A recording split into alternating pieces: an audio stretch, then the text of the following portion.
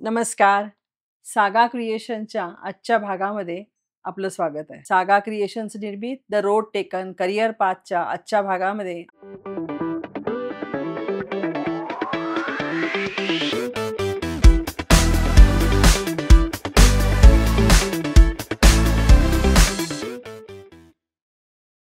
भागामध्ये आज आपण भेटूया प्रतीक याला. प्रतीक हा जे स्कूल ऑफ आर्ट्सचा विद्यार्थी आणि त्यानंतर त्यानं त्याच्या कला प्रवासाला सुरुवात केली. तो शिल्पकलेचा विद्यार्थी आहे आणि त्या शिल्पकलेच्या ध्यासातून आणि एकूणच कलेच्या ध्यासातून त्यानं भारतभर भ्रमंती केली त्याच्या सायकलवरून. त्या प्रवासामध्ये त्यानं विविध कला, विविध कलाविष्कार आणि आदिवासी किंवा लोककलांचा अभ्यास केला. त्याविषयी आज आपण प्रतीकशी बोलूया. आणि प्रतीकनं त्याची ही जी पॅशन आहे कलेविषयीची, शिल्पकलेविषयीची, तर ती पॅशन ती त्याच्या स्वतःच्या करिअरमध्ये बदललेली आहे. हे एक थोडंसं नवीन आहे, कारण जनरली कला शाखेचे किंवा कला शिकल्यानंतर विद्यार्थी हे कॉर्पोरेट सेक्टर किंवा सिनेमाच्या माध्यमात काम करतात आणि पैसे मिळवण्याचा एक एक धरसोपट मार्ग पकडतात. पण हा एक वेगळा मार्ग त्यानं निवडलेला आहे आणि त्या मार्गासाठी आज आपण प्रतीकशी बोलूया. नमस्कार प्रतीक. नमस्कार. मी तुझा एक व्हिडिओमध्ये पाहिला, होय. तो सायकल प्रवासाचा आणि ह्याच्या संदर्भातला. एक खूप उत्सुकता आहे तुझ्या त्या प्रवासाबद्दलची. पण त्याच्यापूर्वी मला थोडंसं जाणून घ्यायला आवडेल तुझा जे स्कूलमधली एंट्री आणि जे स्कूलमधलं तुझं एकूणच अभ्यासाचं कोर्सवर्क काय होतं आणि त्याचा परिणाम तुझ्या करिअरवर कसा झाला, त्याच्यावर आपण बोलूया. नक्कीच. सगळ्यात आधी धन्यवाद तुम्ही बोलावलात. जे स्कूल ऑफ आर्ट हे खूप प्राचीन एक कला संस्था आहे आपल्या महाराष्ट्रातली. म्हणजे ब्रिटिशांनी ती सुरू केली आणि अगदी तेव्हापासून ते आजपर्यंत मुंबईत आहे. मुंबईमध्ये आहे आणि आजपर्यंत खूप चांगल्या प्रकारे ते चालू आहे कला संस्था. फारसं मला आधी याबद्दल माहिती नव्हतं. काही अपवाद सोडले तर बऱ्याच पालकांना असं वाटतं की आपल्या मुलांना डॉक्टर, इंजिनियर व्हावं. मी तशाच घरातनं आलेलो आहे. म्हणजे माझ्याही पालकांना असं वाटायचं की मी डॉक्टर व्हावं. मला तू एका छोट्या गावातून आलास? छोट्या गावातून. बीड जिल्ह्यात साळिंबा माझं गाव. अगदीच लहान गाव. आणि तिथे मला मार्क चांगले मिळायचे. म्हणजे 10वीला मला 95% मिळाले आणि त्यांना असं वाटलं की हा डॉक्टरच होणार आणि मला औरंगाबादला त्यांनी पाठवलं मेडिकल सीईटीच्या तयारीला. हो. आणि त्या स्पर्धेमध्येच होतो. पण मला लहानपणापासून चित्रकलेची आवड होती आणि मला तिथे गेल्यानंतर औरंगाबादला पहिल्यांदा कळलं की असं एक कॉलेजही असतं जिथे फक्त चित्रकला शिकवली जाते किंवा कला शिकवली जाते. तर ते शॉकिंग होतं माझ्यासाठी. म्हणजे मी अशा शाळेतून आलो की शाळेत मला कला विषयी नव्हता आणि अचानक मला कळतं की अरे असं कॉलेज असतं. मग मी म्हटलं मी का मेडिकल करू आणि एवढं डॉक्टर होऊ, मला ज्याच्यात आवड आहे तेच करेल. मग घरी भांडलो थोडंसं. मग घरच्यांनी पण नंतर ऍक्सेप्ट केलं की हा ठीक आहे, तू जर मेहनत घेशील, चांगलं करशील तर तू कर. मग तसं मी फाईन आर्ट्स मध्ये आलो. सीईटी असते याची. सीईटीला काही ठराविक विषय असतात, त्याचा सराव करून ते क्रॅक करता येतं. नेहमीचेच विषय असतात जसं की संकल्पचित्र असतं, मेमरी ड्रॉइंग असतं, एखादा विषय दिलेला असतो. हो, हो. तुम्हाला तिथे जाऊन चित्र काढायचं असतं. जनरल नॉलेजही असतं त्यामध्ये. तुमचं एक बेसिक स्किल बघतात. तुमच्याकडे रेखाटन तुमचं कसं आहे, रंग भरण्याची तुमची हे कसं आहे, कसब कसं आहे, हे सगळं बघतात आणि मग भारतभरातून मुलं तिथे स्पर्धेला असतात आणि मग त्याच्यातनं काही ठराविक सीट्स आपल्याकडे शासकीय कॉलेजेस आहेत, 3 आहेत. जे स्कूल ऑफ आर्ट आहे, औरंगाबादचं आहे, नागपूरचं आहे. म्हणजे ते सिमिलर आहेत. कला महाविद्यालय हे आपलं शासकीय आहे आणि बाकी आहेत ते प्रायव्हेट आहेत. शासकीय ह्याचा आहे की फायदा असा की एकतर फीस तिथे कमी असते आणि जे असल्यामुळे एक जुना वारसा मोठा असल्यामुळे तिथली शिक्षण पद्धती बऱ्यापैकी खूप चांगली आहे, नावाजलेली आहे आणि मग त्यामुळे मुलं शक्यतो प्रयत्न करतात की आपल्याला जेला मिळावं. त्याचं एक ब्रँडिंग आहे म्हणू शकतो. हो, अगदीच खरंय. आणि खूप कमी सीट्स असतात, मोठी स्पर्धा असते. मुलं बऱ्याचदा एक वर्ष, 2-2 वर्ष पुन्हा अप्लाय करतात नंबर नाही लागल्यावर. तर पण तिथे नंबर लागेपर्यंत स्पर्धा असते असं नाही किंवा ती मोठी गोष्ट नाहीये. पण तिथे गेल्यानंतर तुम्ही काय करता हे फार महत्वाचं आहे किंवा तिथून बाहेर पडल्यानंतर काय करता हे फार महत्वाचं आहे. आणि मी शिल्पकलेत शिक्षण घेतलं. पण तू शिल्पकला निवडण्याचं काही कारण होतं? मी खूप आधीपासून चित्र काढायचो. बर आणि मला जेव्हा कळलं की इथे हं. शिल्पकला पण शिकवली बर जाते, तर मी बघितलं जाऊन तर खूप तांत्रिक विषय आहे तो, बर टेक्निकल. बर म्हणजे त्यात वेगवेगळे माध्यम आहेत ना, धातू हं. आहे, लाकूड आहे, ओके. दगड आहे, हे सगळे त्यात येतं मातीत तुम्ही मूर्ती शिल्पकामामध्ये. बनवू शकता. हो. आणि असं झालं की हे कोणाच्या तरी अंडर राहून आपण शिकलं पाहिजे हे हं, सगळे. त्यात हं. केमिस्ट्री आहे, फिजिक्स आहे, सगळंच आहे हां. त्यामध्ये अगदीच. ओके. अ, कारण धातू काम आलं की पण मग ते तुम्हाला हे सगळे विषय आहेत तिथे? हो, हो. ते फिजिक्स, सगळेच विषय आहेत. केमिस्ट्री. नाही डायरेक्ट नाही, ओके. पण त्याचा बेसिक त्यातलं. उपयोग कसा हं. होतो ते बरं. कळतं. म्हणजे हं, धातू जर मूर्ती बनवायची, तर हं, धातू वितळवण्यापासून त्याचं तापमान आपल्याला किती हं. करायचंय, की धातू वितळला जातो, बरं, कोणकोणते धातू मिक्स करायचे, बरं. हे सगळंच येतं ना. हं. कला म्हणजे एक असा विषय, की त्याच्यात सगळेच विषय सगळे येतात. म्हणजे तुम्हाला मल्टीडिसिप्लिनरी आहेत. कोणतं एक पुस्तक अगदी. नाही राहत. म्हणजे कलाकारासाठी असं होऊन जातं, की तुम्हाला सगळंच इतिहास, भूगोल आणि सगळंच तुम्हाला जेवढं माहीत होईल तेवढं चांगलंच आहे. खरंय. तर तसं काही ठराविक पुस्तकही असतीलच असं नाही ह्या हं. विषयामध्ये, फार वेगळे. अं, तर मला ती फार गंमत वाटायची कला कॉलेजमध्ये गेल्यानंतर, की जसं बाकी कॉलेजेसमध्ये तुम्हाला परीक्षा असतात, ओके. विषय असतात. हं. तर आम्हाला परीक्षा म्हणजे पण आम्हाला चित्र काढायचे आहेत, मूर्त्या बनवायच्या आहेत. ओके. मी शिल्पकलेला होतो. आमची परीक्षा चालायची आठवडाभर. म्हणजे सहसा आपला अनुभव असतो ना, की हं. आपण परीक्षेला जातो आणि 3 हं. तासानंतर घरी बरोबर. परत येतो. आम्ही आठवडाभर सलग रोज कॉलेजला जाऊन एकच पेपर सोडवतोय. कारण की मूर्ती बनवायची असते. हं. मूर्ती बनवायला आठवडाभर लागतोच. हं. तर तशा हिशोबाने. तर ते कॉलेजचं जगणं, तो अनुभव ते फार वेगळं होतं. किती वर्षांचा कोर्स आहे तो? 4 वर्षाचं ग्रॅज्युएशन कोर्स ओके. आणि 2 वर्षाचं मास्टर असे असतात. ओके. मग तू हो. दोन्ही केलंस? माझं ग्रॅज्युएशन झालं. बरं, माझं ग्रॅज्युएशन झाल्यानंतर मी थोडीशी वेगळी वाट निवडली. बरं, मी मास्टर करायचं नाही म्हणालो. मी ठरवलं की मी भारत फिरेल बरं. आणि ओपन लर्निंग आपण ज्याला म्हणू, ओके. की वर्गात न बसता हं. ते जागोजागी करायचं. जाऊन हां. अभ्यास करून कसं शिकता येईल, बरं. तो एक प्रयोग करून बघितला आणि मला वाटतं की हं. खूप मिळालं मला त्या. बरं. आणि मी 4 वर्ष प्रवासात होतो मग हं. त्यानंतर. म्हणजे जे-जेमधून बाहेर पडलास आणि तू प्रवास सुरू केलास. हो, हो. बरं. मग ग्रॅज्युएशन संपलं आणि मी माझा हं. प्रवास सुरू केला. बरं. आधी मला वाटलं की मी 1 वर्ष फिरून येईल हं. सगळं बघून. पण बघता-बघता 4 वर्ष लागली मला हे हं. सगळं. मग तू प्रवास कुठून महाराष्ट्रातून सुरू जे-जे केलास? स्कूलमधनंच मी प्रवास सुरू सुरू केला केला. आणि तिथेच त्याचा समारोप बरं. केला आणि सायकलवर सगळं? सायकलवर. सगळं सायकलवर? मी नुकतंच पास आउट झालो आणि असं नाही की मी कुठे कामाला होतो. बरं. माझ्याकडे अगदीच फार तेव्हा काही पैसे नव्हते. सायकल ह्यासाठीच निवडली की मला अ, पैसे कसे वाचवता येईल. कारण सगळा भारत फिरणं म्हणजे फिरणं. खूप मोठं हो. अनेक दिवसाचं काम आहे ते. एक्झॅक्टली. आणि त्यात किती खर्च येईल काहीच माहीत नाही आणि तेव्हा एवढेही पैसे नव्हते जवळ. बरं, मग मी विचार केला की चला आपण पैशामुळं थांबायला नको, बरं. सायकलनं फिरू. हं. आणि मग सायकलने प्रवास आणि सुरू केला सगळा. साधारण किती किलोमीटर दिवसाला असायचं ते? का ठरलेलं नव्हतं? ठरलेलं काहीच नसायचं. बरं. कारण मी शोधात म्हणजे फक्त सायकल चालवायची हा उद्देश नव्हताच. नव्हता. हो. फक्त मला गोष्टी शोधायच्यात, लोककला, बरोबर. आदिवासी हं, कला आणि गावागावातनं प्रवास केला. हं. बऱ्याचदा असं व्हायचं, की कधी 10-15 किलोमीटरवरही थांबावं लागायचं कारण हां. काहीतरी भेटायचं भेटायचं. इंटरेस्टिंग. हं. कधी-कधी 100 किलोमीटरही दिवसाला मी जायचो. हं. जास्तीत जास्त 120 किलोमीटर असं दिवसाला गेलेला आहेस? प्रवास केलाय. हो, बापरे! सायकलवरून. सायकलवर. हो. ग्रेट. पण अ, मग तुझं हे चरितार्थ कसा चालत होता? का जिथं जाईल तिथं राहायचं? तर काही गोष्टी ठरवल्या होत्या जसं बरं. की हॉटेलमध्ये नाही राहायचं हो, ते आहेच. आणि विकत घेऊन काही खायचं नाही. हां.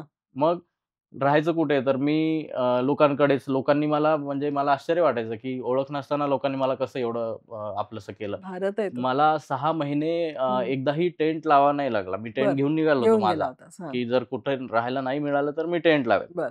पण 6 महिने मला रोज कोण ना कोणतरी आपल्या घरात राहायला देत होतं. हं. बोलावून घेत होते बरं, लोकं आणि कधी नाही तर मग माझा टेंट होताच. बरं. आणि जेवायलाही बऱ्याचदा इव्हन हॉटेलमध्ये, ढाब्यावर कुठे मी जेवण केलं रस्त्यात तरी ती लोकं पैसे नाही घ्यायचे हां. माझ्याकडनं. तुझं "अरे, एकूण तू सायकल आणि हे सायकलवर निघालायस" वगैरे त्या ह्याच्यात ते पैसे नाही होऊन घ्यायचे. जायचं. माझ्या सायकलवर एक पिवळा झेंडा असायचा. हं. लोकांना असं वाटायचं की मी कुठेतरी तीर्थयात्रेला निघालोय. माझ्यासाठी भारत तीर्थच आहे. मी म्हणायचो, "हो, मी तीर्थयात्रेलाच निघालोय." ओके. मग तर अजूनच, "नहीं, नहीं, हं. हमारा प्रणाम बोल देना भगवान को." ठीक आहे. आणि तुझ्या ओळखीचं कोणी होतं सुरुवातीला? कारण आपण असं आता या गावातून पुढच्या गावात जायचं, हं, हं. की इथं हे आहेत, हं. XYZ गृहस्थ आहेत किंवा हो, हो. त्या एक मॅडम आहेत आणि ते असं काम करतायत हो. आणि त्या पुढच्या गावात एक आहे. असं कनेक्शन होत होतं? सुरुवातीला मी ठरवलं, की मी दक्षिण भारताकडनं सुरुवात सुरुवात करेल. करणार. हां. आणि मी पूर्ण 6 महिने आधी तयारी करत होतो. नकाशे, कोणत्या रस्त्याने बरं, जाणार, कोणाकडे राहू शकतो. मग ते ओळखीतून कॉन्टॅक्ट शोधून काढले. बरं. मी पुण्यापर्यंत आलो. मला खाली कोल्हापुरात जायचं होतं. हं. 2019चा महापूर तुम्हाला आठवत हो, असेल हो. आणि माझं जाणं अशक्यच होतं. सगळे रस्ते पाण्याखाली होते कोल्हापुरात. आणि मग मला अचानक उत्तरेला जावं लागलं. मग मी जेवढं काही प्लॅनिंग केलं होतं ते तिथेच सगळं फेल गेलं बरं. आणि मग आता रोजचा दिवस नवीन काहीतरी हं. एडव्हेंचर चॅलेंज घेऊन आलेला होता, की राहणार कुठे काहीच माहिती बरोबर. नाही. मग असं काहीच प्लॅनिंग नव्हतं. पण बरं. रस्त्यात लोकं भेटत गेली. त्यांनी त्यांच्या पुढच्या मित्रांचे, नातेवाईकांचे संपर्क दिले. ओके. बऱ्याचदा मी असं आश्रमांमध्ये साधू संन्याशांबरोबर राहायचं. राहायचो. मंदिर, मस्जिद, चर्चमध्ये बरोबर. राहायचो. असं खूप खूप वेगवेगळ्या हं. पद्धतीनं राहत मग हा प्रवास केला. आणि मग तू त्या दरम्यान काय-काय बघितलंस? मी खूप ग्रामीण कला एक्सप्लोर केल्या. बरं, खास करून वेगवेगळ्या राज्यातल्या ज्या आदिवासी कला आहेत. बरं, मध्य प्रदेशमध्ये पिठोरा चित्रकला असेल, बरं. ओडिसामध्ये डोंगरिया कोंड असे नियमगिरी पर्वतात राहतात. तिथे जाऊन ते हं. सगळं बघणं ते असेल. ॲक्चुअली पर्वतात राहतात. हो, हो. हां. डोंगरावर राहतात. हं, इकडे नॉर्थ ईस्टला आसाम असेल, हं. तिकडं माजुली नावाचं एक बेट आहे. ब्रह्मपुत्रा हो, हो. नदीमध्ये ते एक बेट आहे. हं. तिथे जाऊन ते बरं, तिथल्या कला अनुभवणं असेल. बरं. अरुणाचल, नागालँड असं सगळं. सगळं 7 सिस्टर्स सगळ्या झाल्या. हो. पण त्यांचा तो चढ ते फार चॅलेंजिंग होतं. बरं. अगदीच जिथे मी दिवसाला कधी-कधी 100 किलोमीटर करायचो, तिथे अगदीच 15-20 हो, किलोमीटरच शक्यच व्हायचं. नाही हो. तिथे. आणि मग आधी मला वाटायचं, की मी एका वर्षात परत येईल. मग त्यामुळे 4 वर्ष लागली. पण आताही असं वाटतं, की तेही पुरेसं नाहीये. हां. म्हणजे एवढं बघूनही असं वाटतं, की शक्यच नाही. एका जन्मात तर हा एवढी भारत विविधता आहे भारत आपल्याकडे. बघणं शक्यच नाही. हां. हो. बापरे! आणि मग तुला मग त्या काही गोष्टी शिकवल्या गेल्या त्यातल्या? अं, किंवा तू तिथं थांबायचास? मी थांबायचो. कसं? आणि मी खूप फ्री प्रवास केला म्हणजे फ्लेक्सिबल प्रवास केला. हां. अगदीच काहीच बंधन नाही. बरं. मला वाटलं, की मला इथे खूप आहे शिकायसारखं. तर हां. मी एका ठिकाणी 15-15, 20-20 दिवस पण राहायचो. थांबलं. हां. म्हणजे असं नाही, की हं. मला पुढे जायची घाई आहे बरं. किंवा असं. मग असं फिरून उपयोग नव्हता. मी बरोबर. जिथे जे ते काही मिळतंय नुसतं बघायला नव्हतास हां, गेला नाही. तू. हां. पर्यटक म्हणून मी गेलोच नाहीच. नव्हतो. हां. मी सगळ्या गोष्टींचे डॉक्युमेंटेशन करत होतो. बरं. त्याबद्दल लिहीत होतो. ओके. स्केचेस, चित्र काढत होतो. हं. त्याचे व्हिडिओ, त्यांच्या मुलाखती हे सगळं बरं. करत होतो. तर माझ्या पद्धतीनं जसं जमेल ते सगळं डॉक्युमेंटेशन केलेलं आहे हं, सगळ्या हं, हं. कलांचं. ओह बऱ्याच ग्रेट! कला अशा आहेत ज्या नष्ट होत चालल्यात. म्हणजे बरोबर. शेवटची काही लोकं काही उरलेत. पिढी असेल हो, त्यांची. जे करतायत. आणि अशा बऱ्याच कला प्रकार आहेत जे ऑलरेडी नष्ट झालेत, पण आज आपल्याला माहिती नाहीत. बरं. फक्त आपण ऐकतो कधी-कधी तिथे पण गेल्यावर. त्या गोष्टींची माहिती मिळाली तुला तिथं जाऊन. ऐकून मिळालं, पण ते बघायला उपलब्ध नाहीच नाहीये. किंवा ते करणारी लोकं आता उरली नाहीत कोणीच असं नाही. पण आहे. हो. पण मी नशिबवान समजतो, की जे आता काठावर येऊन पोहोचल्यात कला, त्या कदाचित येत्या वर्षात असतील, नाही असतील, पण हां. मला ते बघायला बघता आलं मिळाल्या. किंवा त्याच्याबद्दल बरं. साठवून ठेवता आल्या गोष्टी. हं, हं. मी सांगू शकतो लोकांना. ग्रेट. ती जी कला म्हणजे समजा चित्रकला आहे किंवा शिल्पकला आहे, तर त्याचं मटेरियल सगळं तुझ्याकडे असायचं? कारण ते मटेरियल वेगळं असेल ना त्यांचं हो, आणि हो. तुझं? लोककलेची तीच एक गंमत आहे, की बरं. जे काही हं. मटेरियल ती लोकं वापरतात ते त्यांच्या अवती-भोवती असतं. हो. म्हणजे लोकल हां, ह्याच्यातून. आपली आता जी आर्ट प्रॅक्टिस असते हं. बऱ्याचदा कलाकारांची कसं आहे, की तुम्हाला तुमचा कॅनव्हास तुम्ही विकत बरं. आणता, तुमचे रंग तुम्ही विकत आणता. हं. लोककलेमध्ये सहसा असं होत नाही. शक्यतो तुमच्या अवती-भोवतीच्या निसर्गातल्या गोष्टी एकत्र करून ते बरं. लोकं कलाकृती बनवतात. उदाहरणार्थ तुम्ही जर ओडिसामध्ये गेलात, हं. तर तिथे पटचित्र नावाचा एक होय. कला प्रकार आहे. बरोबर. तर ती लोकं स्वतःचा कॅनव्हास सुद्धा जुन्या कापडांपासनं त्याला घोटून हं. त्यावर लेप लावत मातीचा हं, हं, हं, पांढऱ्या, हं. ते आधी सरफेस तयार करतात. हं, हं. मग निसर्गातलेच माती, फुलं, पानं ह्याच्यापासून बनवलेले रंग असतात रंग आणि मग त्यांना चित्र काढतात. आणि ते तू नक्की ती प्रोसिजर पाहिलीस? मी रंग हां, करण्याची? म्हणजे खूप शून्यापासून ते पूर्ण होईपर्यंत हां, काय हां. प्रोसेस असते ह्याचं ती सगळं सगळी. मी प्रॉपर हां. डॉक्युमेंटेशन केलंय. म्हणजे ग्रेट. मी असं पद्धतीनं डॉक्युमेंटेशन केलंय, की उद्या चालून जर समजा कोणती पद्धत बंद झाली, हं. तर ते डॉक्युमेंटेशन बघून आपल्याला त्याला परत करता रिवाईव्ह यावं, करता रिवाईव्ह येतं का? करता यावं. हां, हां. अशा पद्धतीनं ते सगळं ग्रेट. केलंय. हो. मग त्यांच्यामध्ये तुला कधी असं हे जाणवले इन्हिबिशन्स म्हणजे माझी कला का बघतोयस? तू माझं का शिकतोयस? असं काही होतं? मला वाटतं लोककलाकारांची तीच एक खासियत आहे, की हं. त्यांनी कलेला खूप असं मुक्त आभाळासारखं ठेवलंय, की हां. हे आमच्यापुरतं नाहीये, हे नाही. सगळ्यांचंच आहे. बरं. त्यामुळेच आपण लोककला म्हणतो ना. येस.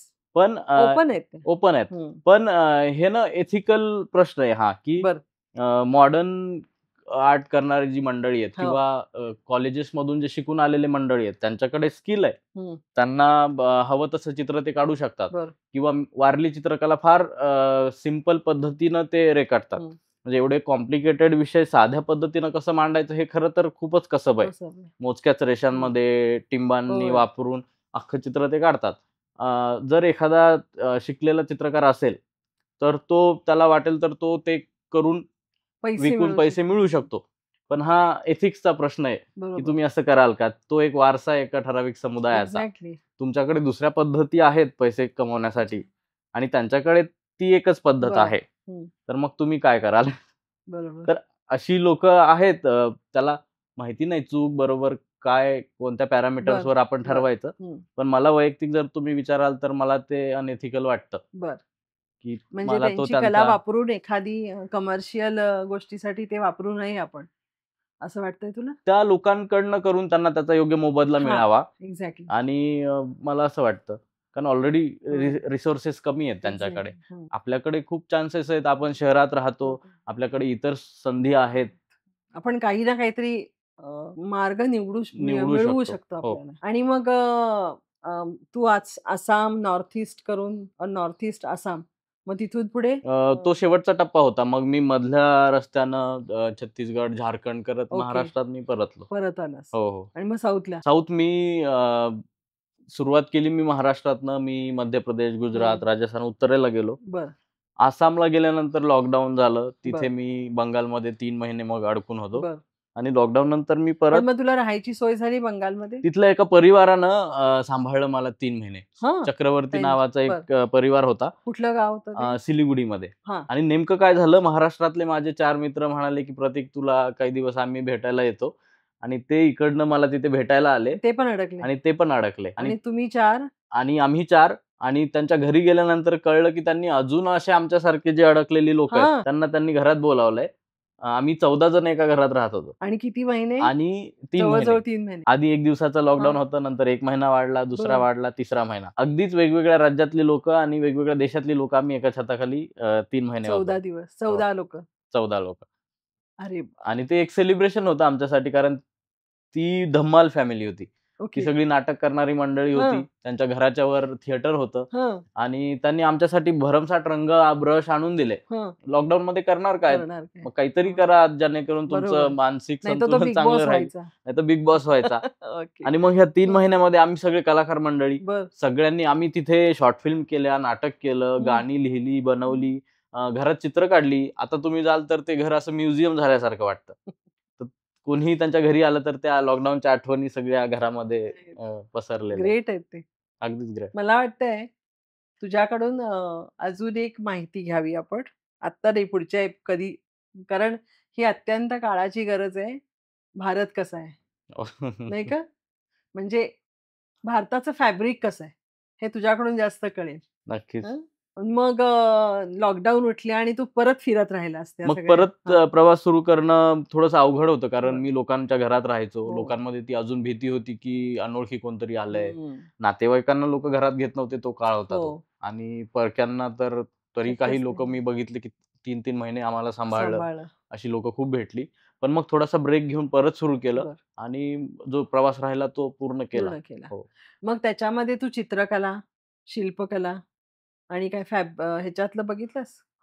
काही टेक्सटाईलच्या गोष्टी असतील, विणकर. हो. आणि बरेच कला प्रकार असेत की तुम्ही त्याला कशात मांडाल हेही अवघड आहे. जसं की काय होतं ते? बंगालचं तुम्ही जर बंगाली पटचित्र बघाल, जसं ओडिशाचं एक पटचित्र आहे तसं बंगाली पटचित्र आहे. ते पट्टचित्र आहे की पटचित्र आहे? आपण म्हणतो ते कसे म्हणतो? पटचित्र. पट म्हणजे काय की चित्रपटातला पट.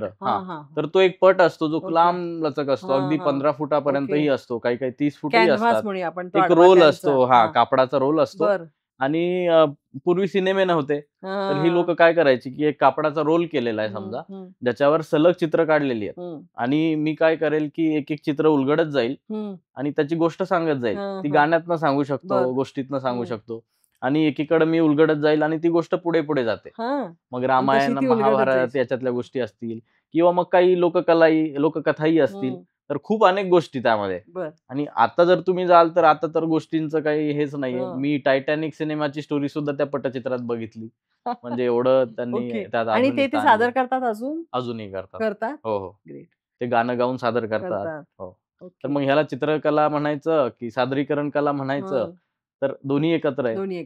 आणि चित्रकला तेच करतात. बऱ्याचदा काही वेळा असं होतं की चित्र काढणारी मंडळी वेगळी असतात, सादर करणारी मंडळी वेगळी असतात, गाणं लिहिणारी मंडळी वेगळी असतात आणि कधी कधी तिन्ही एकही असू शकतात. एकही असू तर शकतो. अशीही लोक भेटली आहेत मला जे तिन्ही मिळून एक आहेत. म्हणजे हा खजिना आहे. खजिना खजिना आहे. खजिना आणि तू मग 4 वर्षांनी पुण्यात कुठे आला? मुंबईत? मुंबईत जे-जेला मुंबईत थांबवलं. जे मध्ये समारोप झाला कारण बरं. सुरुवात तिथनं झाली हो. होती. ते वर्तुळ पूर्ण तिथे झालं. पूर्ण झालं. हो. बरं. मग त्यानंतर काय केलंस? केव्हा आलास परत तू? मी 2023 ला एप्रिलमध्ये परत आलो. बरं. 2019 ला हं. सुरू झाला सुरू होता. झालेलं. हो, 23 ला ते परतलो. म्हणजे मधल्या काही काळात तुला सतत कोरोनाच्या छायेखाली राहायला लागलं. खूप अडचणी म्हणजे जेव्हा सुरुवात झाली प्रवासाला तेव्हा महापूर आला. हो, हो. त्याच्यानंतर मी जसं नॉर्थकडे गेलो तसं सी-एन-आर-सीचे सगळे आंदोलनं आणि हां, तो चालू भाग झाली. होता. हं, सगळीकडे जाळपोळ चालू होती. हं. मी काश्मीरकडे जेव्हा जात होतो तेव्हा 377चं सगळं चालू होतं. 370 हां, 370 सॉरी. हां. नॉर्थला गेल्यानंतर हे सगळ्या अडचणी हं. होत्या. आणि जेव्हा मी बंगाल, आसाम ह्या भागात गेलो बरोबर. तर कोविड आला. सगळं हं. जगच थांबलं. मलाही थांबलं. थांबावं लागलं त्यावेळी. ओके. आणि मग तू परत त्या 4 वर्षांनी जे-जेमधून जे-जेमध्ये येऊन थांबलास. जे-जेमध्ये येऊन हा पुढे काय समारोप केलंस केला. त्याच्या? 23 ला? हा प्रवास चालू असताना मी खूप भन्नाट वेगळं काहीतरी करणाऱ्या लोकांना भेटत होतो, जे बरं, नेहमीचं काही करत नाहीयेत. बरं. म्हणजे जी क्षेत्र नेहमी आपल्या समोर आहेत, ती हं, क्षेत्र सोडून काहीतरी वेगळ्या हं. स्वतःच्या वाटा ज्यांनी तयार केल्यात. किंवा अशी मंडळी मला भेटत होती, ज्यांना असं वाटत होतं, की आपण जर समांतर पातळीवर विचार करतोय, तर हं. आपण एकत्र येऊन काही करायला हं. हरकत नाही. आणि माझे काही जे आधीचे मित्र होते, चित्रकार आहेत, शिल्पकार, फोटोग्राफर असे हं. माझे काही मित्र आहेत. तर त्यांनाही असं वाटत होतं, की आपण मिळून काहीतरी करू करूया. शकतो, हं. जी वेगळी काहीतरी वाट असेल. बरं. आणि प्रवासात मी आपल्या भारतीय लोककला आणि हे सगळं अनुभवत होतो.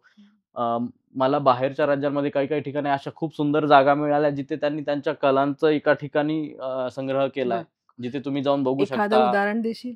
अ, उदाहरणार्थ मध्य प्रदेशमध्ये काही ठिकाणं आहेत. बरं, संग्रहालय असतील. बरं, अ, किंवा मग जगण्याच्याही पद्धती फार वेगवेगळ्या आहेत. बरं. ऑरोव्हिल असेल, हां. जिथे लोकं एक जगण्याचा एक वेगळा प्रयोग करतायत, की बरोबर. वेगवेगळी लोकं सगळे भेद बाजूला हं. सारून एकत्र एकत्र राहू शकतात. राहतात. हं. आणि काही लागत नाही, खूप गोष्टी नाहीत लागत तुम्हाला हं. समाधानी राहण्यासाठी. तर कमीत कमी गोष्टीमध्ये कसं राहता येईल, हं. मग सस्टेनेबल कम्युनिटी लिव्हिंग जे आपण हं, म्हणतो. हं. तर ते सगळं बघितलं आणि वाटलं, की आपण महाराष्ट्रात असा एक प्रयोग करून बघूयात. बरं, तर मग आम्ही सगळ्यांनी मिळून अर्थियन आर्ट फाउंडेशन सुरू केलं. बरं.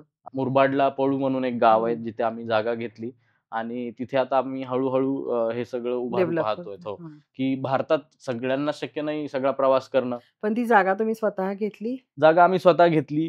थोडी पैशाची अडचण येत होती, तेव्हा आमची एक कविता मावशी आहे, त्या मावशीनं आम्हाला हं. मदत केली, मदत केली. आर्थिक मदत हं. केली आणि तेव्हा हे सगळं शक्य झालं. बरं. आणि आता आम्ही सगळे मिळून आणि अजून लोकं येऊन करतायत. जोडले हं, जातायत ह्या हं, हं, प्रवासात. हं. आम्ही सगळं मातीपासून कसं बनवता येईल, तिथे बरं. स्टुडिओज असतील. सस्टेनेबल हो सगळं. आणि भारतातल्या वेगवेगळ्या कला तुम्हाला एका ठिकाणी कशा बघता येतील, ओके. हे सगळं आणि हे सगळं करत असताना जे बालपणाची माझी खंत होती, की हं. कला शिक्षण किंवा बरोबर. कला विषय शाळेत नाहीये, तर इथेही ग्रामीण भागात तो अजूनही नाहीये. अजूनही नाही. तर मग आम्ही त्या गावात आजूबाजूच्या 4 गावांमध्ये आठवड्यातले काही दिवस जाऊन त्या मुलांसोबत एकत्र करून वेगवेगळे बरं, विषय त्यांच्यासोबत एक्सप्लोर करतो. बरं. कधी ह्या गावात, कधी त्या गावात. तर तसं पण मग सगळं त्याचा रिस्पॉन्स कसा आहे तुम्हाला? फार छान. म्हणजे मुलं वाट बघत असतात आम्ही कधी येतो हां. आणि आम्ही गावात गेलो की बरं. धावत येतात सगळे आणि वार वेळ ठरलेली बरं. असते. त्यामुळे मुलं ओके. आधीच जाऊन तिथे थांबलेली असतात ओके. बऱ्याचदा. हो. आणि त्या गावांमधल्या पालकांमध्ये काही तसा अवेअरनेस आलाय अ, त्या संदर्भातला? काही गोष्टी बदलतायत. बरं. जसं की अ, आम्ही कला म्हणजे फक्त कलाच एक्सप्लोर करतोय हं. तसं नाही.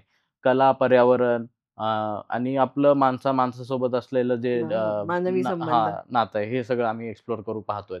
तर तिथे आम्ही एक मोहीम राबवली होती प्लास्टिक संदर्भात. बरं. कारण गावात प्लास्टिक नियोजनासाठी काहीच काहीच गोष्ट नाही. हां. नाहीये. ऑर्गॅनिक वेस्ट असतो तो कुजून हे होतो, हं. पण नदीच्या किनारी सगळं प्लास्टिक पडलेलं पडूनच. असतं. हं. तर आम्ही मुलांना घेऊन एकदा ती मोहीम राबवली, की हे सगळं प्लास्टिक उचलूया ना. आपली हो. नदी आहे ही, आपल्याला स्वच्छ ते नेहमी करूया. घाण दिसतं. आणि हे मुलांनी करताना ग्रामपंचायत मधल्या सदस्यांनी बघितलं, लोकांनी बरं. बघितलं. त्यांना ते फार भारी वाटलं, की मुलांमुळे आपल्याला काहीतरी एक नवीन सुरुवात करायला हं. हे मिळालंय आणि हं. त्यांनी खूप पॉझिटिव्हली घेतलं हे सगळं. बरं. आणि आज त्या गावात प्लास्टिक मॅनेजमेंटवर हं. वेगळे प्रोजेक्ट सुरू झालेत. तिथलं प्रोजेक्ट सगळं प्लास्टिक एकत्र शहरात रिसायकलिंगसाठी जातंय. जातंय. तर ही सुरुवात त्या मुलांपासून झाली. ओके. म्हणजे गाव स्वच्छ आणि पर्यावरणपूरक हो, हे तुमचं ट्रेनिंग चालू झालं. हो. दोन्ही म्हणजे आणि त्याच्यामध्ये सगळ्याच गोष्टी आल्या. मानवी संबंध आले, अ, अगदी. कलेबद्दलची हो. एक जागृती आली, सगळं झालं. मला असं वाटतंय मग तुमच्यासारखी काही मुलं अजून तयार होतील त्यात. हे पळूमधलं जे तुमचं अर्दियन फाउंडेशनचं हे आहे, जे कला ग्राम म्हणूया आपण त्याला. हो. तर साधारणपणे त्याची आता परिस्थिती काय आहे?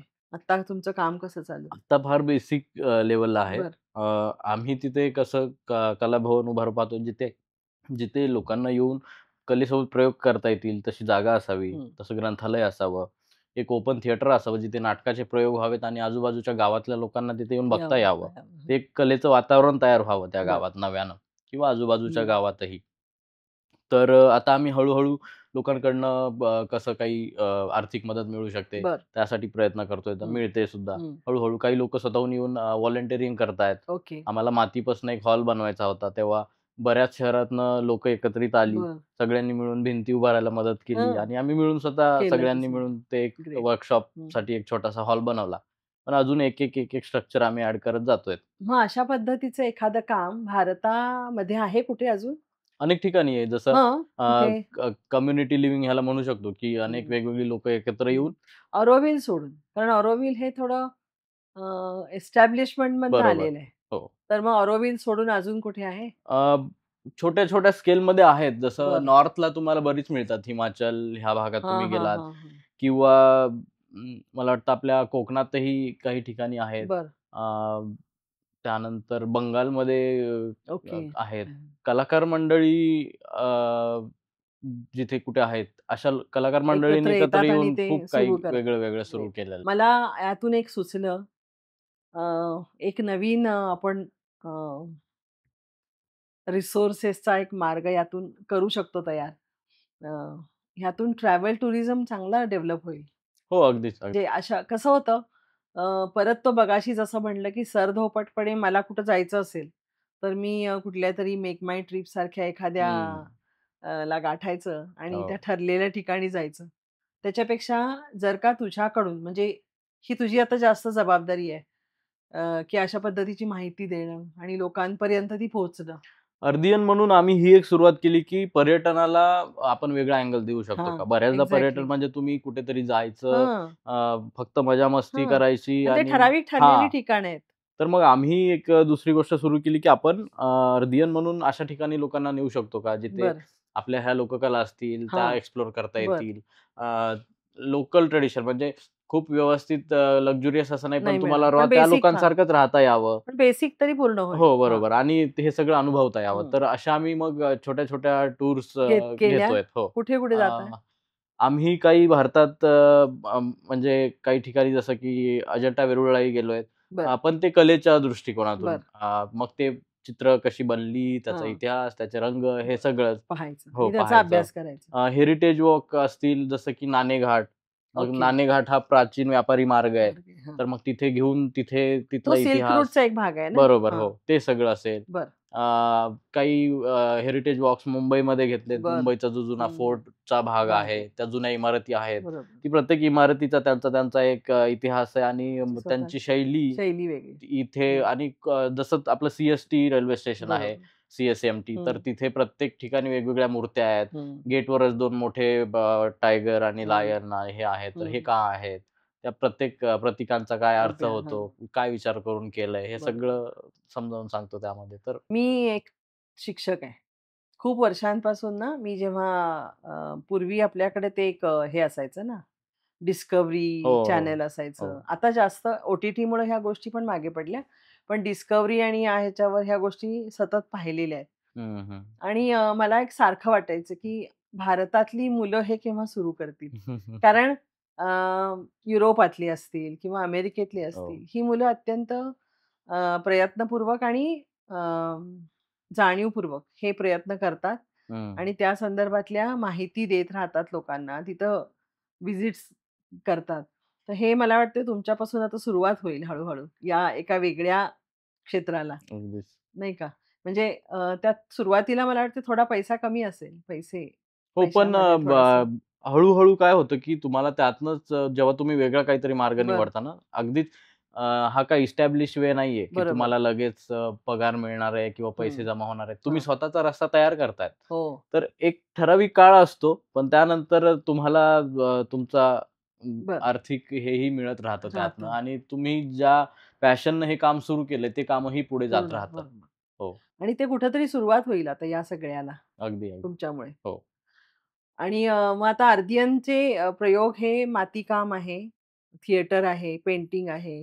तर अर्दियनमध्ये काय झालंय, की बरं. सगळ्याच कला प्रकारातनं मंडळी एकत्र हं, आली आहेत. हं. त्यात नाटक करणारी, संगीत बरं. करणारी मंडळी आहेत, चित्र काढणारी, हं, फोटोग्राफर सगळेच आहेत. त्यामुळे खूपच वेगवेगळे प्रयोग नेहमीच चालू असतात. हं. म्हणजे आता आपले टायनी टेल्स थिएटर कंपनी, बरोबर. हं. ही अर्थियनची त्यांचं हां. थिएटर वीक, तर त्यांचे नाटकाचे प्रयोग सध्या चालूच चालू आहे. आहेत. हं, तिथे काही शिबिरं चालू असतात हं, मुलांसोबत. आम्ही हं. आता मुलांना मुखवटे बनवायला शिकवले होते. बरं. ज्याचं प्रदर्शन दिल्लीला झालं. हं. तर ती एक फार सगळ्यांसाठी आनंदाची गोष्ट होती, बरं. की गावातली आपली मुलं दिल्लीपर्यंत पोहोचली. तिथं काय केलं तुम्ही दिल्लीत त्याचं? त्याचं प्रदर्शन होतं. बरं. त्रावणकोर पॅलेस नावाची एक गॅलरी आहे अगदी इंडिया गेटच्या ओके. बाजूला. तर चांगल्या त्या नामवंत गॅलरीत ह्या मुलांच्या सगळ्या हं, कलाकृती प्रदर्शित हं. झाल्या. त्याचा काही फायदा झाला? त्याचा लोकांनी फार कौतुक केलं. बरं, बाहेरून येऊन लोकं त्या मुलांना भेटायला बरं. काही येतायत. ओके. आता ह्या पुढच्या महिन्यात हं. काही लोकं खास बरं, बरं. त्याच्यासाठीच येतायत. म्हणजे त्यातून थोडा कमर्शियल हळू-हळू त्यात हे डेव्हलप होईल. कमर्शियल दर्शक कसं म्हणता येईल मला माहिती नाही. पण काय होतंय, की ह्या मुलांना अजून काय गरजा आहेत. ओके. जसं की आम्हाला रंगसाहित्य लागतं त्या मुलांसोबत हं, ॲक्टिव्हिटी हं, घ्यायला किंवा इतर गोष्टी ज्या लागतात. हं. लोकं आता तयार होत आहेत, की हां, आम्ही त्या मुलांसाठी ह्या गोष्टी देऊ शकतो. बरोबर. तर गोष्टी सोप्या होत चालल्या आहेत, हं, की हं. रिसोर्सेस उभे राहत उभे आहेत. राहतात. नवीन रिसोर्सेस तोच. उभे राहत आहेत. ओके. हो, आणि आता हेच तुझं कायमचं करियर होत राहणार. हो, कायमचं ह्यातच तू राहणार आहेस. हो. आणि तुला स्वतःला खात्री आहे, की यातून तुझे जे काही बेसिक स्वतःला ठरवलेल्या, हं, हं. की मला इथपर्यंत एक आर्थिक स्थैर्य असावं, ह्या बेसिक इन्फ्रास्ट्रक्चर माझं असावं, तर ते फुलफिल होईल? अ, एकतर ह्या सगळ्यांकडे बघण्याचा माझं जो दृष्टिकोन आहे हं. तो माझ्या प्रवासामध्ये फार बदलला. बरं. तो म्हणजे करियर हां. म्हणा किंवा आपली जी स्वप्न असतात बरं. साचेबद्ध, की हे तुम्हाला मिळाल्यानंतर तुम्ही यशस्वी आहात. हां. ह्याचे पॅरामीटर्स हं. ह्या सगळ्यांचा विचार करायला मला फार वेळ मिळाला तो माझ्या प्रवासात. बरं, मी अशा लोकांना भेटलो, की ज्यांना भेटून हे सगळे पॅरामीटर्स कोलमडून पडले, बरं. की तुम्ही अ, समाधानी, सुखी राहण्यासाठी तुम्हाला काय गोष्टी हव्या असतात, काय होतं ते? म्हणजे किती एखादं लागतं हे सगळं. एखादं उदाहरण? अ, त्याचं उदाहरण म्हणजे मी देईल. मी एका माणसाला भेटायला गेलो होतो. ब्रह्मपुत्रेमध्ये एक बेट आहे. त्या बेटावर त्या माणसाला भेटायला गेलो. मी ते मौजुली ना? नदी माजुलीच्या जवळच जवळच आहे आहे. दुसरं. हां. मी नावेनं ती अख्खी ब्रह्मपुत्रा पार करून त्या एका बेटावर गेलो आणि जंगलात बरंच अंतर चालून बरं. मला एक व्यक्ती भेटला. त्याचं नाव आहे जादव पायेंग. जाधव? पायेंग. ओके. हे पद्मश्री आहेत हां. आणि त्यांना फॉरेस्ट मॅन ऑफ इंडिया म्हणतात. बरं. तर हे जे अख्खं बेट आहे, हे कितीतरी हजार हेक्टर्समध्ये पसरलेलं बेट आहे बरं. आणि एक काळ असा होता, की ते एकही झाड नव्हतं, हां. एकही प्राणी नव्हता. हं. वाळवंट होतं सगळं आणि यांनी रोज जाऊन तिथे एक-एक झाड लावलं बरं. आणि 15 वर्ष सलग ह्यांनी ते केलं. हं. घरातून यायचं, नाव घ्यायची, जायचं, एक झाड लावायचं, परत यायचं. जगवायचा प्रयत्न हो करायचा. आणि आज तिथे सगळं जंगल आहे. हां. कितीतरी हजार प्राणी, हत्ती, हरीण, वाघ सगळे. हं. तर ते एका माणसापासून सुरुवात झालं बरं. आणि मला असं झालं तिथे मी जंगलात गेल्यानंतर आता ते तिथे एक छोटंसं झोपडं करून तिथे राहतात. राहतात. अगदी त्यांच्या पायात चप्पलही नव्हती. पण मला त्यांना असं वाटलं, की ह्यांच्यासारखा समाधानी माणूस मी ह्या अख्ख्या प्रवासात नाही बघितला. बरं. त्यांना पद्मश्री मिळालाय. बाहेर देशातली लोकं हे सगळं जंगल पार करून त्यांना येतात. भेटायला तिथे येतात. हं. आणि मग ह्या अशा लोकांना भेटल्यानंतर ज्या काही यशाच्या आणि याच्या कन्सेप्ट्स आहेत किंवा बरं. समाधानी हं. जगण्याच्या, त्या थोड्याशा बदलल्या. बरं. आणि अर्थियनचा प्रवासही तसाच आहे, तसाच आहे. हं. की त्याचा गावात मूळ हेतूच तो आहे. हां, हं. बऱ्याचदा आपण करियर करण्यासाठी शहराकडे धाव घेतो. हं. कुठेतरी नोकरी आणि हे हं. आणि ते सगळं झुगारून जे रिव्हर्स मायग्रेशन सुरू झालं आमचं हं. शहराकडनं गावाकडे. गावाकडे. म्हणजे एवढे वर्ष आम्ही शहरात वाढलो, बरोबर. पण ते सगळं सोडून, त्या सुविधा सोडून गावात आता राहू पाहतोय. हं. अगदी सगळं स्वतःहून शून्यापासून सुरू करतोय. करतात. हां. मातीपासून घर बनवण्यापासूनचा तो बरं. प्रवास आहे सगळा. हं. तर मला वाटतं ते तिथे येऊन थांबलंय, की बरं. आपल्याला समाधानी राहायला काय गोष्टी लागतायत, तर खूप काही नाही लागत, कमी लागते. तर एवढं बेसिक असलं. आमच्याकडे असं झालं, की ऑलरेडी आहे ते कमी करायचंय. काही मिळवायचं नाहीये. ओके. तर हा खूपच उलटा प्रवास आहे. हं. आणि असंही नाही की सगळ्यांनाच ते लागू होईल, पडेल होईल. किंवा हे, पण मला वाटतं हा एक वेगळा मार्ग आहे. हं. ह्याच्याकडे एक असं म्हणू शकतो की एक प्रयोग म्हणून बघायला हरकत नाही. बरं. हं. बऱ्याचदा आपण म्हणतो ना की आपण अ, एक यशाच्या खूप साऱ्या वाटा आहेत बरोबर. आपल्याकडे अगदी उपलब्ध खरं आहेत. आहे. हां. तर ते तर आहेच, पण हे करून बघायला काही हरकत नाही हरकत किंवा हं. एकदा बघा. मला नेहमी माझा एक थोडासा असाही असतो विचार, की ज्या मुलांच्या घरी अशा शक्य आहेत गोष्टी, हं. त्यांना काही मदत घरूनच मिळू शकेल, तर त्यांनी अशा वेगळ्या वाटा चोखाळायला हरकत नाही, असं हो. मला वाटतं. पण ते सगळेच करतील असं नाही. नाही. हो. पण तुमच्यासारखी ग्रेट पोरं आहेत आणि ती करतायत. ग्रेट गोष्ट आहे. आणि या माध्यमातून आपल्याला मला सगळ्यांपर्यंत हे पोहोचवायचंय, की असं असू शकतं. असं लाईफ जगण्याचे काही असे अगदीच फंडे असू असू शकतं. शकतात. तुम्ही साधारण किती लोक आहात आर्दियनमध्ये? आम्ही 7-8 लोकं आहोत जे फुल टाईम तिथे असतात. बरं. आणि जेव्हाही काही उपक्रम असतो, सगळे आमचे मित्र अगदी हैदराबादपासून ते तिथे दूर-दूरून येतात? तिथे येतात हां, आणि तो उपक्रम करतात. सक्सेसफुल करून आणि मदत करतात अदरवाईज सगळ्याच. परत ते त्यांच्या ह्या परत जातात. जातात आणि आणि काही त्यांच्या मंडळी त्यांच्या आम्ही तिथेच असतो. बरं. जेव्हाही काही नाटक किंवा काही कार्यक्रम असतो, हं, तेव्हा मग आम्ही बाहेर प्रवास करतो. हं, पण शक्यतो तिथेच त्या मुलांसोबत तिथे असतो, हं. गावात प्रयोग करतो. बरं, गावात नाटकं घेऊन जातो, बरं. चित्रकार घेऊन जातो. हं, मुलांना त्यांची ओळख करून बरं. देतो. म्हणजे थोडक्यात तुम्ही आता कला शाळा सुरू केली आहे. एक फिरती कला शाळा, निसर्ग शाळा म्हणू निसर्ग शकतो शाळा आपण. हो, आणि ती सुरू केली आहे. हो. आणि त्या गावामध्ये किती मुलांवर ह्याचा हे झालाय म्हणजे परिणाम झालाय किंवा अ, साधारणपणे तर किती मुलं तुमच्या कक्षेत आहेत? तर आता 3 गावात काम ऑलरेडी हं, चालू आहे. सिंगापूर गावात काम चालू हं. आहे. वैशाखरे नावाचं एक गाव आहे, बरं, तिथे काम चालू आहे. मांडवत नावाचं एक गाव आहे, तिथे चालू बरं. आहे. अजून एक गाव ॲड होतंय, ते आता हं. लवकरच तिथे सुरू करतोय आम्ही. पण ह्या सगळ्यांमध्ये मिळून अ, 150-200 मुलांसोबत सुरू आहे काम. सुरू आहे. हो. आणि ती रेग्युलर तुम्हाला तुमच्या टाईम प्रमाणे तुमच्या टाईम टेबल प्रमाणे भेटतात हो, आणि अगदी आठवड्यातनं आमचे काही दिवस ठरलेले बरं. असतात, तेव्हा ती मग मुलं तुम्ही त्यांच्या भेटतात. शाळेला हे केलंय, अप्रोच झालाय? गावातलं मंदिर असतं तिथे आम्ही बरं, जातो. समाज मंदिर असतं तिथे आम्ही जातो. बरं. शाळेतही बऱ्याचदा जाऊन मग सगळ्याच हं. मुलांसोबत करता. एकत्रित काही ओके. ॲक्टिव्हिटी वगैरे घेतो. हं. बऱ्याचदा शाळेव्यतिरिक्तच्या वेळेत आम्ही भेटतो. ओके. शाळा असते त्यांची आठवडाभर, मग आम्ही शक्यतो शनिवार, रविवारी त्यांच्याकडे जातो. त्यांच्याकडे हो, आणि इतर वेळी तुम्ही अर्दियनला काम करत हो. राहता. ग्रेट. हा तुझा जो प्रवास आहे आणि त्या दरम्यानचं जे सगळं रेकॉर्ड आहे, त्याचं तुझा प्लॅन काय आहे पुढे? त्याचं काय करायचं? अ, आता ह्या सगळ्यातनं एक नाटक तयार झालंय. हां. त्याचं नाव आहे ट्रिंग ट्रिंग. बरं, प्रतीक्षा हे खासनीस बरं. तिनं ड्रामॅटर्जी केलंय आणि कल्पेश समेळ हा त्याचा डायरेक्टर आहे. हं. आणि हा सगळा डेटा, माझ्या प्रवासातल्या डायऱ्या सगळं आम्ही एकत्र करून काही त्यातनं एक अनुभव जो मी ह्या प्रवासात घेतला, तो बरं. एका छोट्या सादरीकरणातून लोकांपर्यंत पोहोचवू पोहोचवायचं. शकतो का? हं. कारण तो प्रवास हा फक्त काही बघण्यासंदर्भात नव्हता, तो नव्हतं. ऐकण्यासंदर्भात बरं, होता. कितीतरी अशी गाणी, लोकगीतं ऐकली आहेत. बरं. अशी चित्र बघितली आहेत. मी हं, स्वतः काही चित्र काढले आहेत.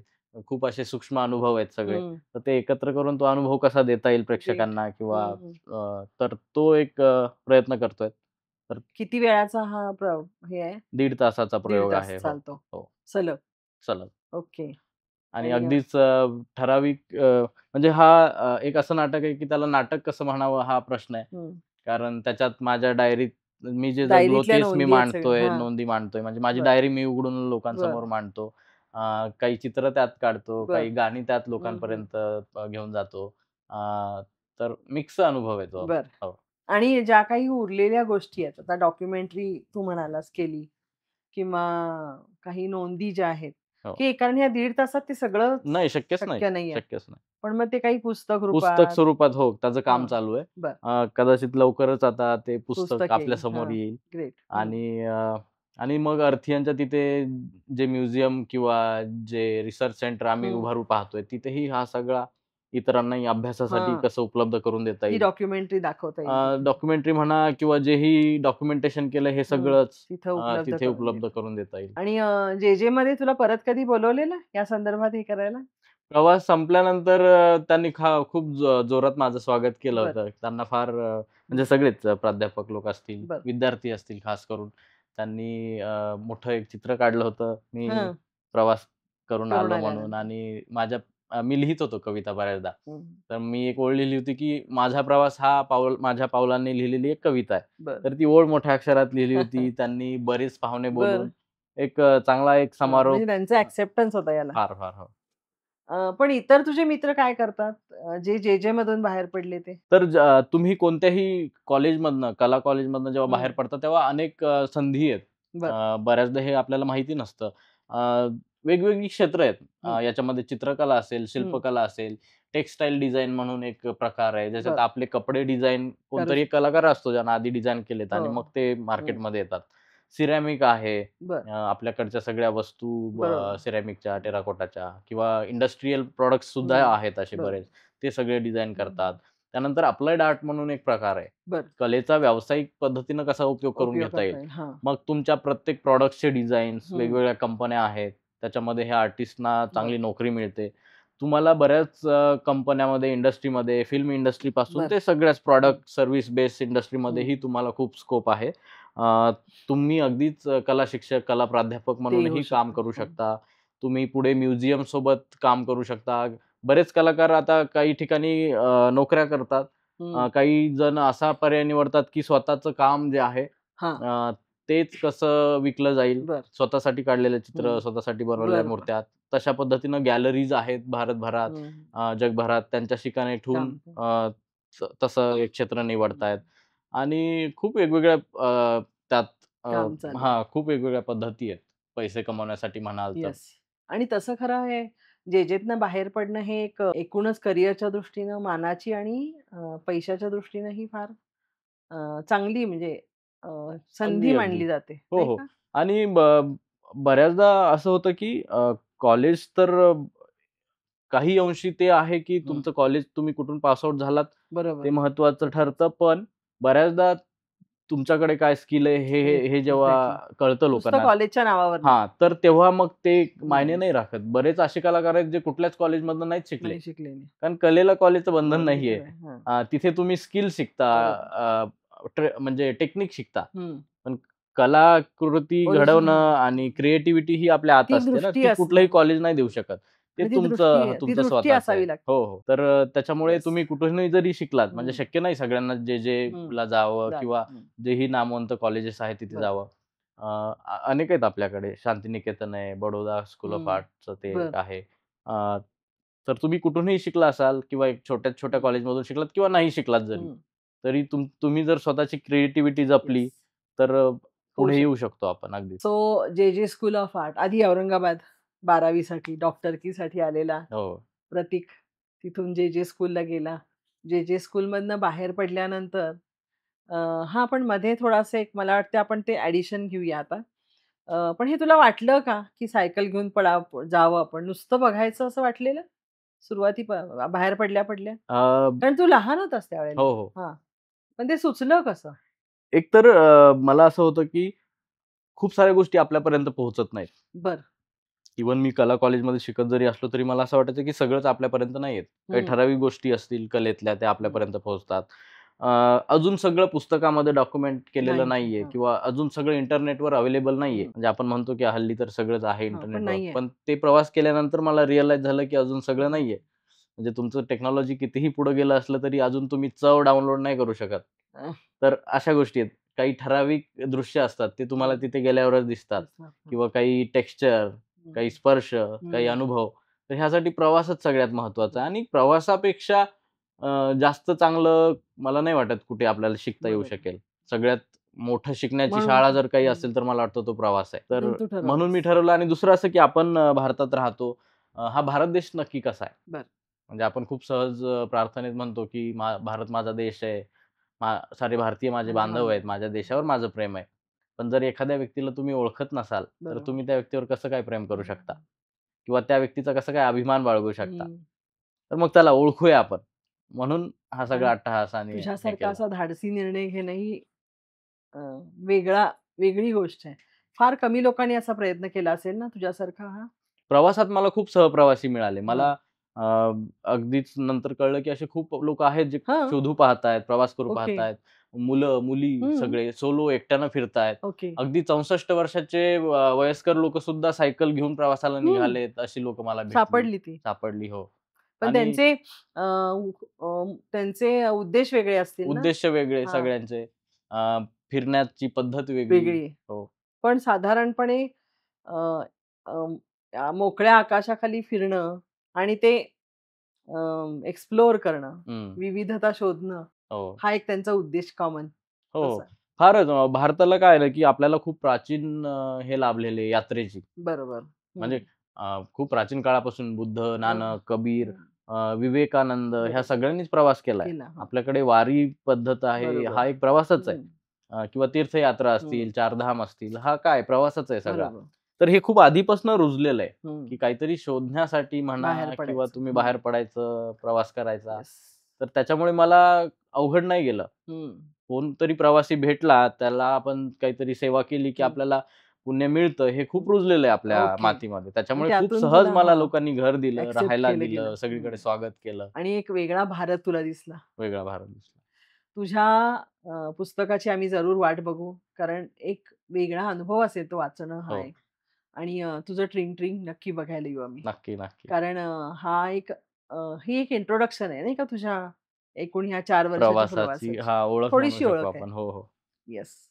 तर आज आपण इथे थांबूया आणि तुमचं अर्धियांचं काम पुढे जावो. तुला भरपूर हात मिळोत त्याच्यासाठी. म्हणजे दोन्ही अर्थानी येस. देणाऱ्यांचे पण आणि काम हो, करणाऱ्यांचे हो. पण मिळोत.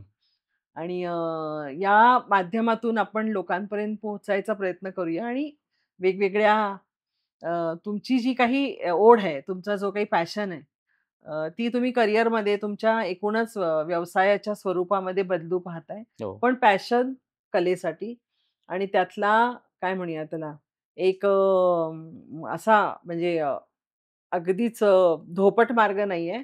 तो हो, तुमच्या प्रयोगातनं, तुमच्या दृष्टिकोनातनं तयार झालेला हा एक वेगळी पंढरी आहे ती. हो. कारण तू म्हणतोस वारी, तर तुझी वारी परत त्या पंढरीत येऊन थांबली. तर खरं ती पंढरी तुमची तयार व्हावी आणि नक्कीच. तिथं आम्ही जरूर येऊ. त्याला भेट देऊ. तुमच्यासारखं होणं हे फार विरळ आहे. ते सहज शक्य नाहीये. त्याच्यासाठी एक वेगळं धाडस लागतं. तर त्या धाडसासाठी तुला सलाम आणि तुला प्राउड ऑफ यू तुझ्याबद्दल. थँक यू सो प्रचंड मच. वेगळी गोष्ट तू केली आहेस. तर आज आपण इथे थांबूया. काही दिवसांनी तुझं जेव्हा पुस्तक होईल, तेव्हा परत एकदा मला तुझ्याकडून हे अनुभव जास्तीत जास्त ऐकायला आवडतील. नक्कीच, नक्कीच. नक्की आपण ते शेअर करूया. सो आज तू इथं आलास सागा क्रिएशन्समध्ये. थँक तर यू. त्याबद्दल धन्यवाद. Thank you so much. नमस्कार. सागा क्रिएशन्स निर्मित द रोड टेकन करिअर पाथच्या आजच्या भागामध्ये आज आपण भेटलो प्रतीकला. प्रतीक हा एक अवलिया माणूस आहे. कारण ग्रॅज्युएशन झाल्याबरोबर आपल्या कॉलेजमधून बाहेर पडणं आणि जिथं काही प्रतिथयश करिअर घडणं शक्य आहे, हे सोडून तो भारत बघायला बाहेर पडला. भारतातले विविध प्रांत, त्यातल्या विविध कला, त्यातल्या विविध लोककला आणि लोकांना भेटत राहिला आणि ते अनुभव गोळा करत गेला.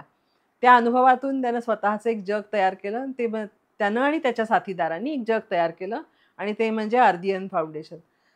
आणि तिथं आता ते एक वेगळा प्रयोग करू इच्छितात. मुलांना, नवीन येणाऱ्या पिढीला घडवणं हे एक फार मोठी जबाबदारी आणि अतिशय महत्त्वाची गोष्ट ते करतायत. त्याच्याबद्दल त्यांना आपल्या सदिच्छा. त्यांचा हा प्रवास आज आपण प्रतीकच्या तोंडून ऐकला. तो तुम्हाला कसा वाटला? तो आम्हाला जरूर कळवा. याबद्दलच्या प्रतिक्रिया लिहा.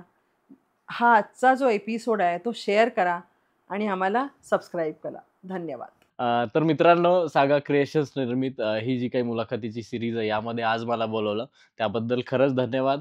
आणि अलकाताई खूप भारी काम करते मला असं वाटतं. कारण अशा वेगवेगळ्या प्रवासातल्या लोकांना एका ठिकाणी आणून त्यांचे अनुभव तुमच्यापर्यंत पोहोचवतायत. तर त्यासाठी हा प्रवास अनुभवण्यासाठी तुम्ही नक्कीच ह्या चॅनलला सबस्क्राईब करा. आणि तुम्हाला हा आजचा एपिसोड कसा वाटला हे आम्हाला नक्कीच कळवा. Thank so much.